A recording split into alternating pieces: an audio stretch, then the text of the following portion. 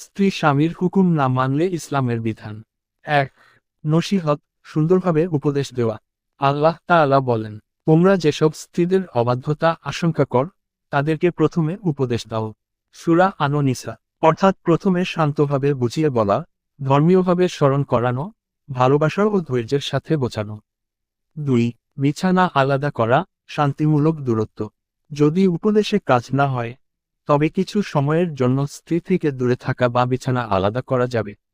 কুরআনে বলা হয়েছে, এরপর তাদেরকে সজদা থেকে আলাদা কর। সূরা আন-নিসা। 3. হালকা প্রহার, শরীয়তের সীমার মধ্যে।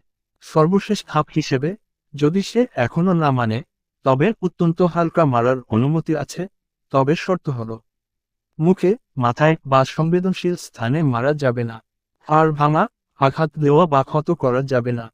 শুধুমাত্র সতর্কতামূলক ও শিক্ষা দেওয়ার উদ্দেশ্যে। রাসূলুল্লাহ বলেছেন, তোমরা তাদের মারবে না, তবে যদি মারো তবে মুখের আঘাত দিও না এবং তাদের অসম্মান করো না। সহিহ মুসলিম, হাদিস 2160। দর্শকবৃন্দ, আপনারা যদি ইসলামের জ্ঞান ছড়িয়ে দিতে চান, তবে চ্যানেল ইসলামের কথা 6423 কে সাবস্ক্রাইবও করুন এবং ভিডিওটি লাইক শেয়ার করুন।